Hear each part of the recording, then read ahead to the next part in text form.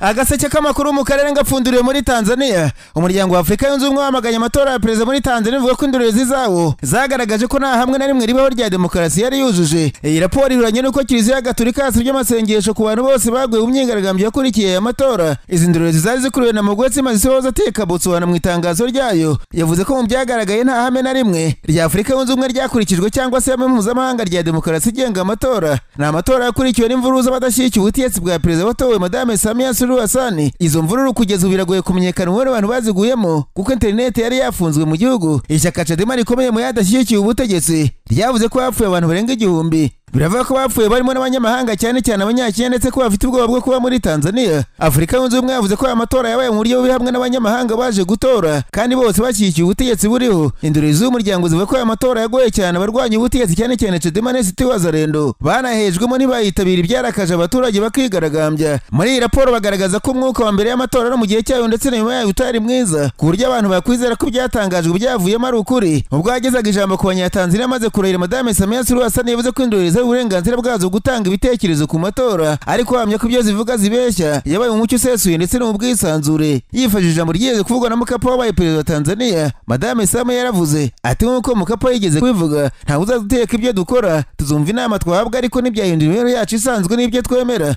Izi ndorerezi za Afrika yunze ubumwe zinanenga amategeko agenga amatora muri Tanzania nk'aho nta mukandida wigenga wemerewe kwiyamamaza ndetse n'uburyo itegeko nshinga rifunga uburyo bwo kwanga ibyavuye mu matora biciye mu nkiko kuko nta rukiko rufite ububasha mu kuvuguruza komisiyo y'amatora. Raporo yavuze ko kuba hari inzego zagomba gukurikirana amaruro y'amajwi nabyo byatumye hataba mu bwisanzure no kuba abantu bakwizera iby'inzego za leta zatangaje ziri kumwe na komisiyo nayo itigenga kandi itizewe. Umuryango wa Afrika yunze ubumwe wasabye Tanzania kuvugura amategeko amwe agenga amatora ndetse yakanaba uburyo bwo kurinda imipaka mu gihe cy'itora kuko mu bice biri ku mupaka abanyamahanga baje gutora. Ngo bituma amatora afatwa nk'ikinamico atari ikintu gihawe agaciro. Papa Leo wa 14 yasabye ko amasengesho muri Tanzania yo gusengera baguye mu myigaragambyo yakurikiye amatora nubwo umubare usa n'ukiri ibanga. Nyuma ariko sosiyete sivile muri Tanzania yasabye guverinoma y'iki gihugu gutanga ibimenyetso ku byatangaje ko imyigaragambyo n'imvururu byabaye mu matora na nyuma yayo byagizwe uruhare n'abanyamahanga. Ku itariki 29 z'ukwezi kwa 10 nibwo abanyatanzania babyukiye mu matora y'umukuru w'igihugu. Amatora akiba havutse imyigaragambyo hangizwa ibikorwa remezo bitandukanye bituma nko mu mujyi wa Dar es Salaam hashyirwaho guma mu rugo. Abaturage bagaragaje ko amatora atabaye umucyo bashinja Samia Suluhu Hassan n'ishyaka Chama cha Mapinduzi gufunga benshi bo batavuga rumwe barimo Tundu Lissu w'ishyaka Chadema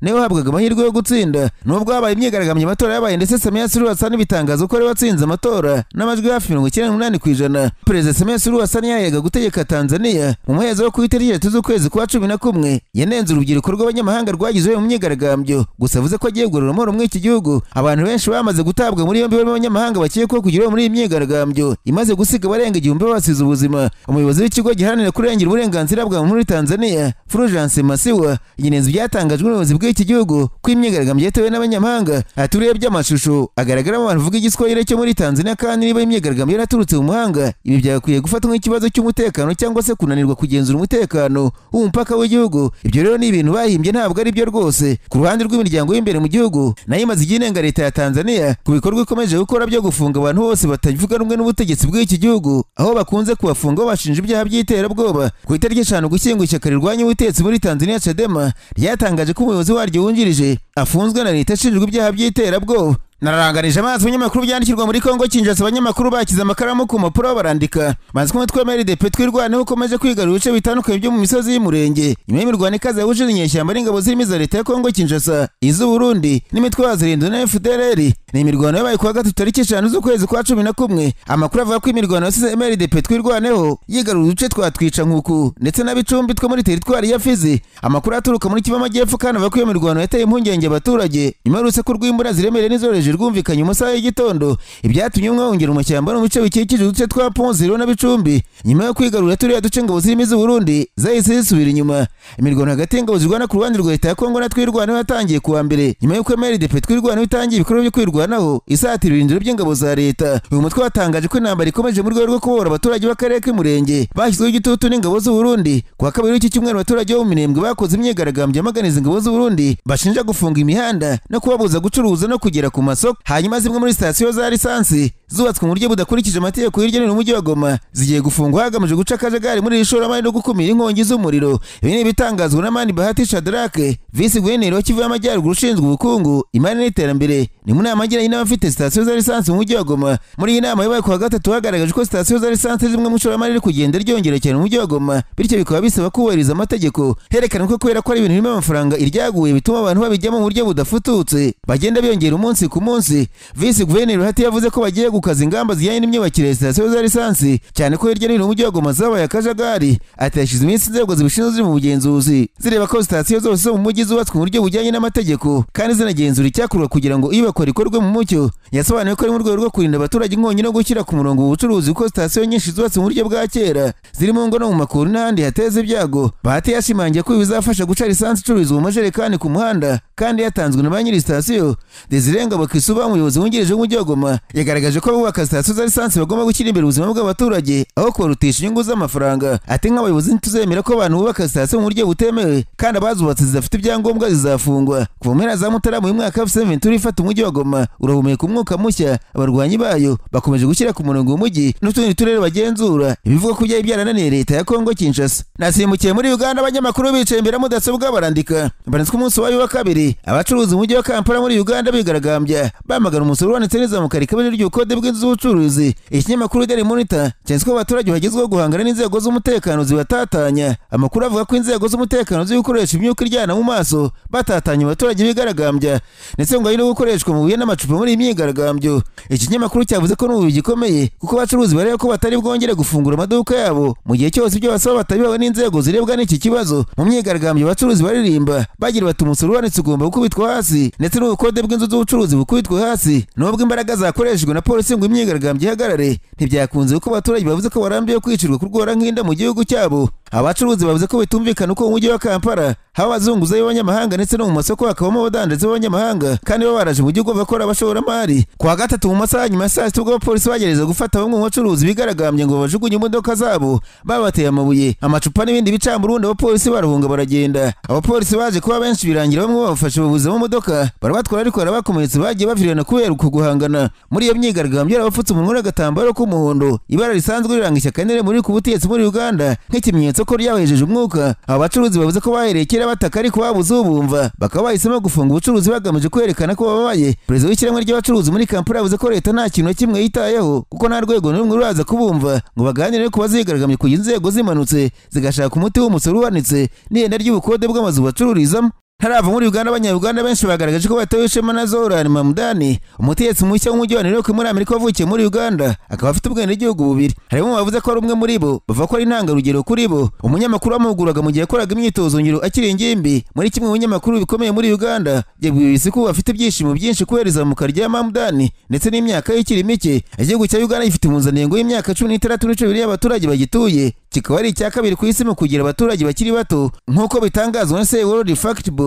Zohura n'imyaka 34 n'umwana wa Mahmoud Mamdani, umwarimu wa kaminuza ukomeye w'umunya-Uganda mu gihe nyina Mira Nair ari umukinnyi wa filime uzwi cyane. Umunyamakuru Angelo Izama yabwiye ikiganiro Newsday cyo kuri BBC ko Mamdani akiri muto yagiye gisoni igihe bakoranaga, gusa bongeraho ko ari umwana ufite intego ndetse akaba umunyamurava kandi agakora icyo yiyemeje. Yavuze ko Zohura akunda cyane umujyi wa Kampala, umurwa mukuru wa Uganda, kandi ko akunze kuyigarukaho cyane mu magambo ye. Mahmoud Mamdani yakuriye muri Uganda kandi yamaze imyaka irenga 10 yigisha muri kaminuza ya Makerere, ya mbere ikomeye cyane kandi ikuze cyane kurusha andi mashuri makuru muri icyo gihugu. Yahuriye n'umugore w'i Kampala ubwo yari mu bushakashatsi ku rukurikirane rwa filime ya Mississippi Masara ivuga ku guheza abanyaziya muri Uganda mu gihe cy'ubutegetsi bwa Idi Amin. Professor Mamdani uzwi inyigisho zirwanya ubukoloni, zisesengura umurage w'ubukoloni muri Afurika n'ingaruka zabwo ku miyoborere, ku mimerere y'abanyafurika ndetse no ku butabera. Professor Okero Ogwanga wigisha muri kaminuza ya Makerere yavuze ko yumva anejejwe cyane n'intsinzi ya Zoran ndetse amugaragaza nk'umuhungu wo twakoranye. Ati uyu ni umuntu wo mu rugo. Yabwiye BBC ati dufite umwe mu bacu uduhagarariye hariya. Yongera ati ibi ni bituma ndushaho kugira icyizere ko bana turera aribo cyizere cy'isi cy'ejo hazaza. Nk'umugabane wa Afurika turimo kubyaza umusaruro umutungo wacu ukomeye cyane kurusha iyindi ari wo rubyiruko. Nubwo abanyarwanda benshi batari bamuzi imbere y'aya matora, umwe mu banyeshuri muri iyo kaminuza yavuze ko abantu benshi bishimiye iyo ntsinzi ye ndetse bongera ko ibyerekana ko buri wese ashobora kuzamuka kandi agakomera bidaturutse kuba akomoka. Abno Collins Kuroba ati bituma tugira ishyaka cyane cyane twebwe urubyiruko, nubwo waba warakuriye mu bukene cyangwa se mu bukire ushobora kugira kure cyane nk'uko byagenze kuri Mamdani. Undi munyeshuri witwa Mutayiza Muzamu yavuze ko yishimiye intsinzi ya Mamdani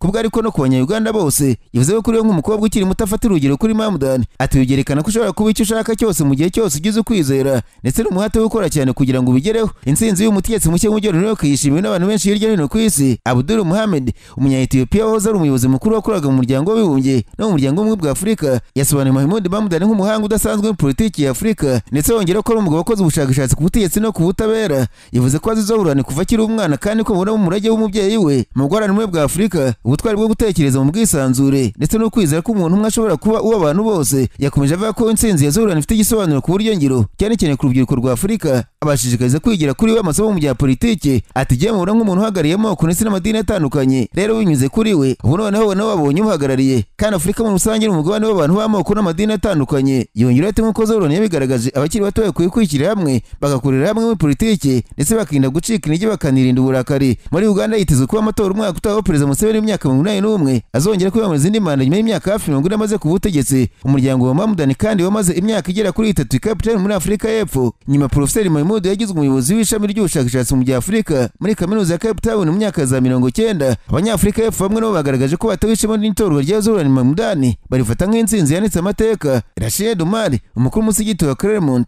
mu mujyi wa Cape Town, yishimiye iyo ntsinzi kuri we afata nk'intambwe ikomeye cyane. Yavuze ko idini ryabo ryagize uruhare rukomeye mu mikurire ya Zohrani. Yavuze ko Zohrani yatangiye amasomo y'idini ya Kisilamu muri uwo musigiti ndetse amashuri abanza akaba yigiye mu ishuri rya St George Grammar School. Dr. Umar yagize ati biteye ishema kubona Zohrani nubwo mu myaka ye ya mbere akiri muri Afurika y'Epfo atari afite ubunararibonye buhambaye, gusa imikurire yagize uruhare rukomeye mu kumwubakamo ubumenyi bwa politiki no kumufasha gutekereza kuri politiki ishingiye ku bantu no ku bitekerezo bishya. Yongeraho ati twebwe nk'abaharanira ubutabera muri Afurika y'Epfo dukwiye kwigira kuri Zohrani uburyo bwo gukora politiki ijyanye n'igihe ifasha kubaka ubusabane hagati y'amoko, ibyiciro by'abantu ndetse n'amadini atandukanye. Ishyaka rya Economic Freedom Fighters rya kane mu mashyaka akomeye muri Afurika y'Epfo kandi rizwiho gushyigikira politiki z'ubukungu naryo ryishimiye intsinzi ya Zohrani, rivuga ko ari intsinzi yanitse amateka. Mu itangazo rya EFF yagize iti itorwa rye ntigaragaza gusa impinduka zikomeye ku baturage b'i New York, ahubwo ni ubutumwa bukomeye ku isi ko ubutegetsi bushyigikira ubutabera burimo gutera imbere mu izingiro y'ubutegetsi bwa gikapitaliste, ni ukuvuga ubutegetsi bushingiye gushyira imbere inyungu z'abantu ku giti cyabo.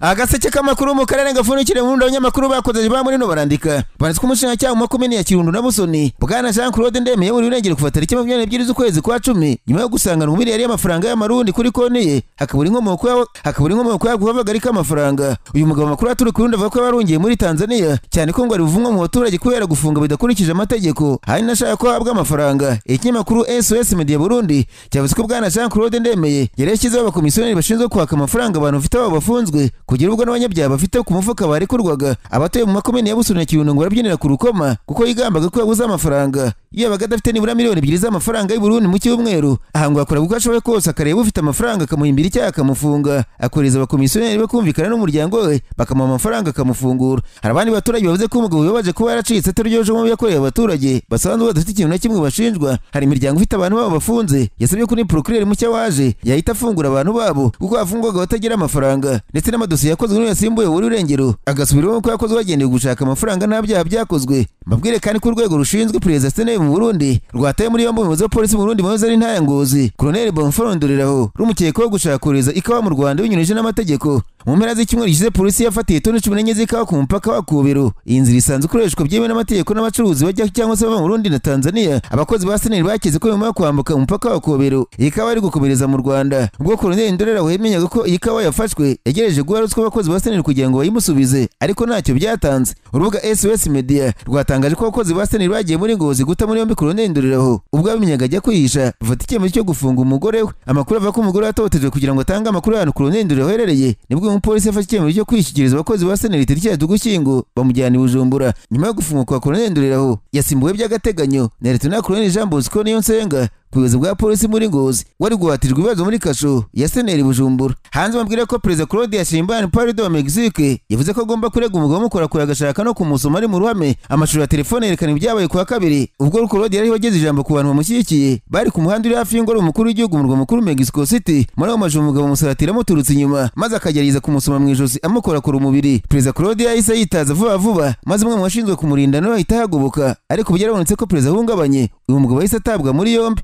ejo kuwa gatatu Claude yavugiye mu kiganiro n'abanyamakuru ati uko mubibona nintamurega bizagenda bite ku bandi bagore b'abanyamegizike niba bakorera ingibi perezida abandi bagore mu gihugu bizabagendekera bite yongera ati nafashe icyemezo cyo kumurega ko ibi ni ibintu bimbayeho nk'umugore kandi twebwe nk'abagore duhura nabyo muri iki gihugu nawe nabyo mbere ntari perezida nkiri umunyeshuri. Claude yavuze ko arushaho gukomera ku mwanzuro nyuma yo kumenya ko uyu mugabo yari yabanje gukorakora n'abandi bagore muri icyo kivunge cy'abantu mbere yo kugera kuri perezida wa repubulika. Yagize ati tugomba guca umurongo. Amatsinda aharanira uburenganzira bw'abagore n'impirimbanyi zizwi nk'abafeministe bavuze ko byabaye kuri perezida Claude byerekana uburyo muri sosiyete Mexique umugabo yumva afite uburenganzira bwo kwegera no gukorakorana na perezida igihe ari umugore. Ubwicanyi bukorerwa abagore mu ngo muri Mexique nabwo ni ikibazo gikomeye aho 98% by'ubwicanyi nk'ubwo budahanirwa. Umwaka ushize ubwo arimo yiyamamaza Claude Sheinbaum yizeje guhangana n'ibi bibazo ari kugeza ku butegetsi bwe nta kirahinduka kinini mu bijyanye no kurwanya ibyaha by'ubugome. Byamubayeho byaje mu gihe ari impaka ku mutekano wa perezida hamwe n'uw'abanyapolitiki bo hejuru muri rusange nka perezida. Claude yakurikije cyane inzira y'uwamubanjirije Andrés Manuel López Obrador mu kwegerana kenshi n'abamushyigikiye ku mihanda no mu bindi bikorwa rusange. Nubwo ibi byagiye bigaragaza ibibazo ku itsinda ry'abamurinda yemeje mu kiganiro n'abanyamakuru ko adateganya guhindura uburyo bwe bwo kuganira no kwegerana n'abamushyigikiye. Ibi byabaye kuri perezida Claude hashize iminsi mike Carlos Manzo wari ukuriye umujyi wa Uruapan mu karere karangwamo urugomo cyane ka Michoacán yicumuriro byo kwizihiza umunsi w'abapfuye.